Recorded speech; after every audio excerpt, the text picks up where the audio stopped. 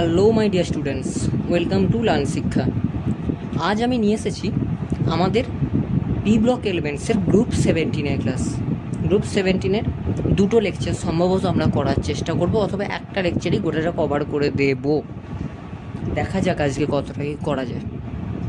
তো দেখো, আমরা গ্রুপ 17-এ যেগুলো আমাদের আঁকার জিনিস দরকার পড়ে, গ্রুপ 18-এও যেমন এঁকে ফেলেছিলাম, গ্রুপ 17-এও ঠিক সেরকম আগে আঁকাগুলো সেরে নেব। এর পরে আমরা আমাদের যে বিক্রিয়ার কিছু উপর থেকে নিচে এলে কি হয়, কার আকার বাড়ে, কার আকার কমে, উপর থেকে নিচে এলে আকার বাড়ে, এই সমস্ত জিনিস আমরা ডিটেলসে বোর্ডে পড়ে নেব। এই হয়তো এতেই পড়বো, অথবা অন্য একটা ক্লাস আমরা করে নেব, সেটা খুব শর্ট 10-15 মিনিটের ক্লাস হবে। তার বেশি না কথা বাড়িয়ে শুরু করি আজকের ক্লাস। আন্তঃহ্যালোজেন যৌগ সমূহ গ্রুপ 17-এ কী কী আছে? ClF, ClF3, BrF3, BrF5 এবং IF7। এই কটা হচ্ছে আন্তঃহ্যালোজেন যৌগ। কি বললাম? আন্তঃহ্যালোজেন যৌগ। খাতায় নোট করে রাখবে সমস্ত কিছু। তো এক এক করে আমাদের সকল অণুর গঠন দেখে নিতে হবে। কীরকমভাবে দেখব? আমি ডাইরেক্ট আঁকছি না, ভিডিওটা পজ করছি, আবার এঁকে নিয়ে আমি আবার অন করছি। দেখ, আমি এঁকে নিয়েছি ClF। যে ClF-এর যে স্ট্রাকচারটা ওখানে দেয়া আছে, ClF, আমি Cl-এর ক্লোরিনের যে সমস্ত যৌগগুলো সেগুলো আমি এক জায়গায় লিখেছি, যেখানে বোর্ডে লেখা আছে ClF আর ClF3। এর পরের জায়গাটায় আনবো BrF3 আর BrF5। দেখ, ClF-এ কী হচ্ছে? ক্লোরিনের পরমাণু ক্রমাঙ্ক কত? 17। কত? 17। ইলেকট্রন বিন্যাস যদি আমরা সিম্পল মেথডে করি কী হবে? 2, 8, 7। অষ্টক পূর্তির জন্য এর ঘাটতি কত ইলেকট্রনের? একটা ইলেকট্রন তার ঘাটতি রয়েছে অষ্টক পূর্তি করার জন্য। তাই সে পার্শ্ববর্তী যে কোনো মৌলের সাথে একটা অণু দিয়ে বন্ধন, মানে একটা পরমাণু দিয়ে বন্ধন করবে। ঠিক, একটা পরমাণু কোনা কিচ্ছু দিয়ে বন্ধন করবে না। আমি এই কারণেই বললাম 2, 8, 7, তার একটা ইলেকট্রনের ঘাটতি। পাশাপাশি যে কোনো পরমাণু বা অণুর সাথে সে একটা ইলেকট্রন দিয়ে বন্ধন করবে। তাহলে Cl তার একটা ইলেকট্রন দিয়ে বন্ধন করলো। এবং ফ্লুরিনের কত? ফ্লুরিনের হচ্ছে 9। তাহলে 9 মানে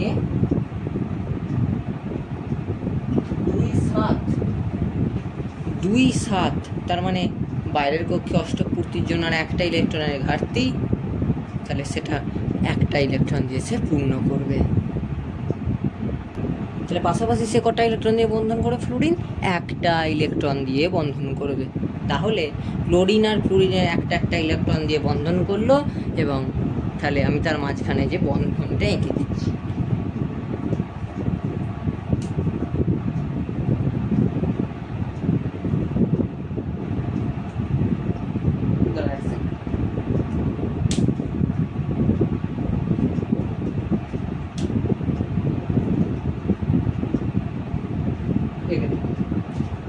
বন্ধনটা এঁকে দিলাম। হয়ে গেল রৈখিক গঠন, সরল রৈখিক, লিনিয়ার একদম সাইজ, মানে এর আকার। আচ্ছা, তাহলে এটা আমাদের হয়ে গেল। তাহলে ডাক দিয়ে দাও। এবার আসছি আমরা ClF3। তাহলে দেখ, ক্লোরিন পাশাপাশি 3টে ফ্লুরিনের সাথে বন্ধন করবে। 1, 2, 3, 3টে ফ্লুরিন 3টে ইলেকট্রন দিয়ে বন্ধন করবে। ক্লোরিন মানে 3টে ফ্লুরিন একটা করে 3টে ইলেকট্রন দিয়ে বন্ধন করবে। ক্লোরিন সেই 3টে ফ্লুরিনের দিকে একটা করে দিয়ে বন্ধন গঠন করবে। কিন্তু বাকি যে 4টে ইলেকট্রন, অর্থাৎ 2টো ইলেকট্রন জোড়, সেটা কিভাবে থাকবে? লোন পেয়ার হিসেবে থাকবে। 2টো লোন পেয়ার হিসেবে থাকবে। মাথায় সেই লোন পেয়ার দিয়ে এঁকে দিচ্ছি আমরা। ক্লিয়ার? তাহলে এই যে একটা করে বন্ধন করবে,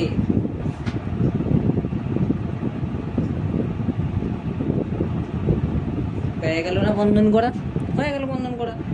এবার আমি তার নিচে একটা গঠন এঁকেছি। কেন এরকম হচ্ছে? ক্লাস 11-এ, সেটা আমি এখন বলবো না। ক্লাস 11-এ আমরা VACPR তত্ত্ব পড়েছি, মলিকুলার অরবিটাল থিওরি অর্থাৎ এমও থিওরি পড়েছি। সেখানে আমরা জানি অণুর গঠন কীরকম হয়। তো সেই রকমই আমরা একটা সমকোণীতে বুঝে নিয়েছি। তার আমরা জানি লোন পেয়ারগুলো থাকে তার ইকুয়াটোরিয়াল প্লেনে থাকে তার কী বেশ বলে লোন পেয়ারগুলো। অ্যাক্সিয়াল পজিশানে থাকে তার বাকি ইলেকট্রনগুলো, মানে বাকি অনুপরমাণুগুলো তার অ্যাক্সিয়াল পজিশানে থাকে।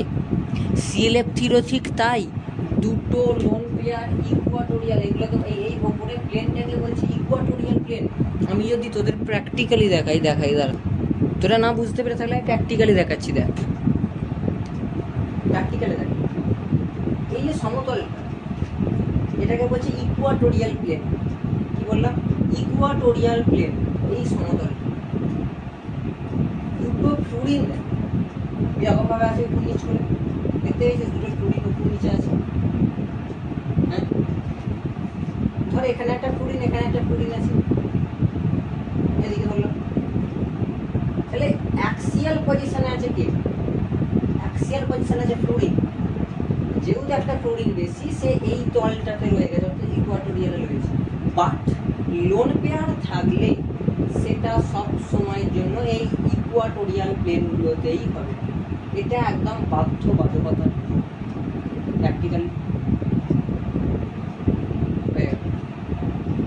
প্র্যাকটিক্যাল হয়ে গেল। দেখতে পেয়েছিস নিশ্চয়ই? হয়েছে? দেখ, এবার আর একটা জিনিস বোঝাই, প্র্যাকটিক্যালটা দিই। এই সেট এটা এটা এইখানে আর একটা পরমাণু আছে, কিরকম দেখতে লাগছে?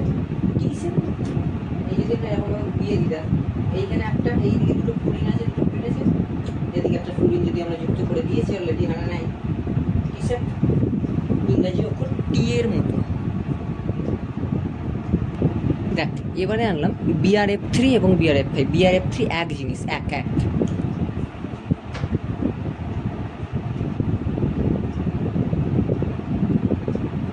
জিনিস, বন্ধনটা করলো এবং এটা তৈরি হলো। এই যৌগটার নাম, মানে এই স্ট্রাকচারটার নাম কি?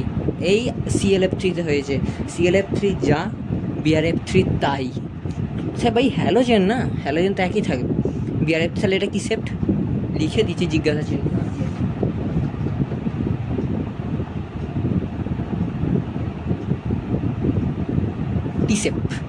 টি-সেপ্ট একই জিনিস। এবার আসবো BRF5-এ। BRF5 একই জিনিস, 5টা ফ্লুরিন হবে, তাহলে একটা লোন পেয়ার কমে যাবে।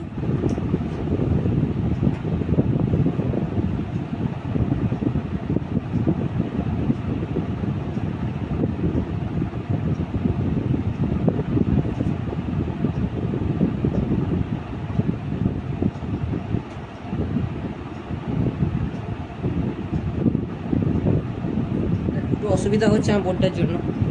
দেখ, BRF5 হয়েছে, 5টা ফ্লুরিন 5টা ইলেকট্রন দিয়েছে, মানে একটা করে 5টা দিয়েছে, আর ব্রোমিন 5 জনের দিকে 5টা করে বাড়িয়ে দিয়েছে, আর একটা লোন পেয়ার করে দিয়েছে। ইলেকট্রন বিন্যাস যেমন তেমনই থাকবে, একটা ইলেকট্রন বাড়লো, একটা লোন পেয়ার কমলো, একটা এখানে লোন পেয়ার হয়ে গেল। দুটো লোন পেয়ার ছিল, একটা লোন পেয়ার হয়ে গেল, ইজি ব্যাপার। তাহলে এই জিনিসটা দেখতে কেমন লাগছে? জিনিসটা দেখতে আমি যে আঁকাটা এঁকেছি, এক সেকেন্ড।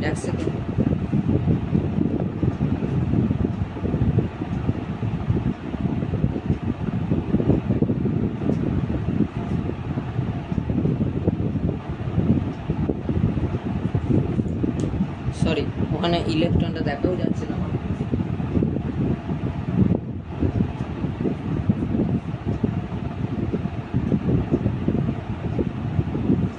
এবার দেখা যাবে আশা করি। হ্যাঁ, ওটা তলায় ইলেকট্রনটা হবে, আমার ভুল হয়ে গেছিলো, বর্ণ আমি F দিয়ে দিয়েছিলাম, তাই তো বলছি। দেখ, একটা চতুস্থলকের মতো দেখতে লাগছে, তাই না? যদি আমরা এটাকে বাদ দিলাম, কেমন লাগছে? যদি আমরা সম্পর্কটাকে যুক্ত করে, কেমন লাগে?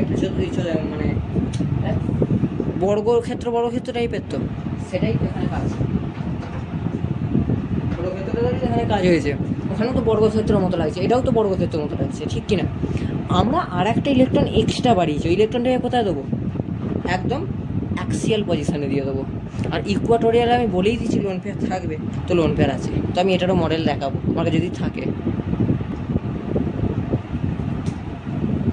দেখ এই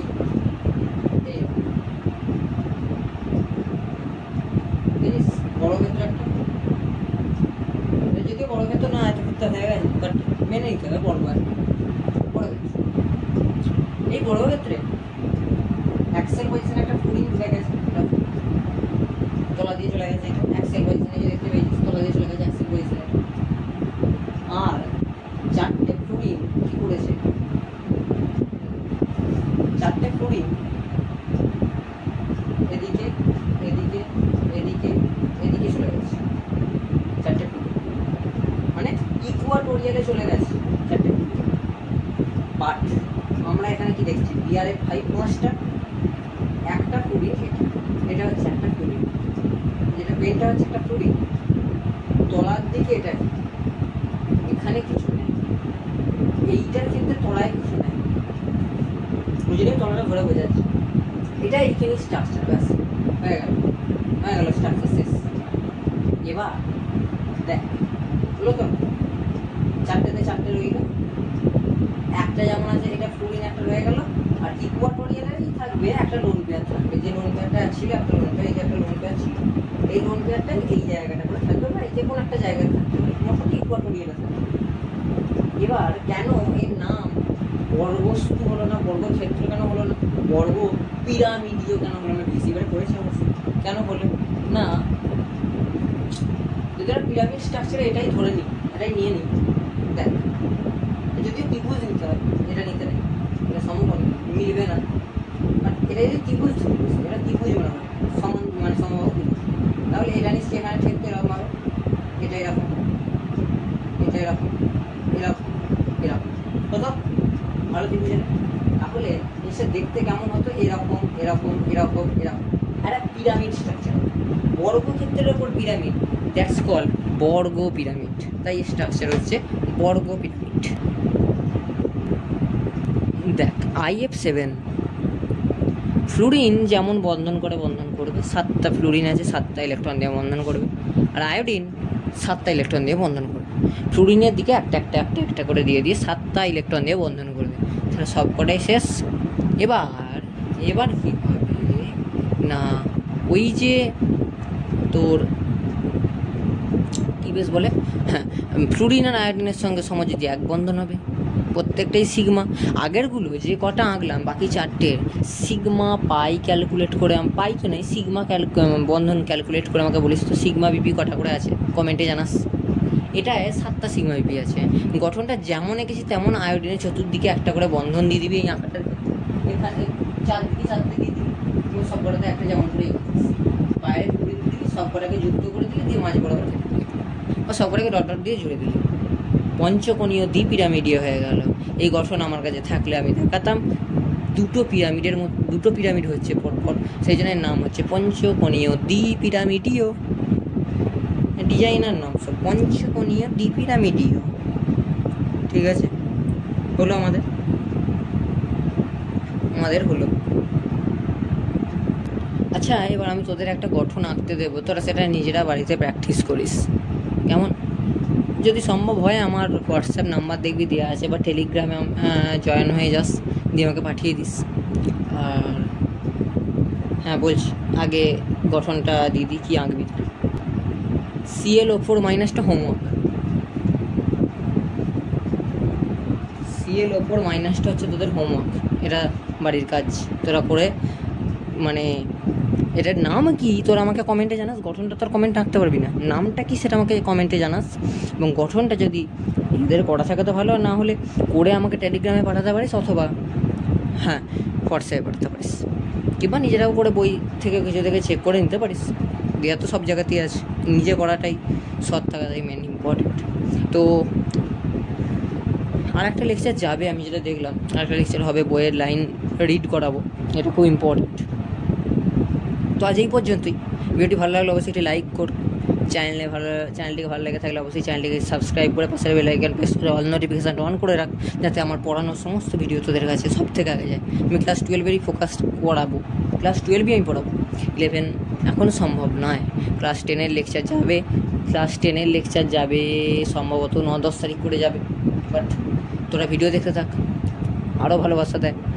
এবার ব্যাপার হচ্ছে, তোরা শেয়ার না করলে কিছুই হবে না। তোরা প্রচুর পরিমাণে শেয়ার কর, বন্ধু বান্ধবদের মধ্যে শেয়ার কর, এবং চ্যানেলটিকে সাবস্ক্রাইব করে রাখ। আর বেশি কিছু বলার নেই।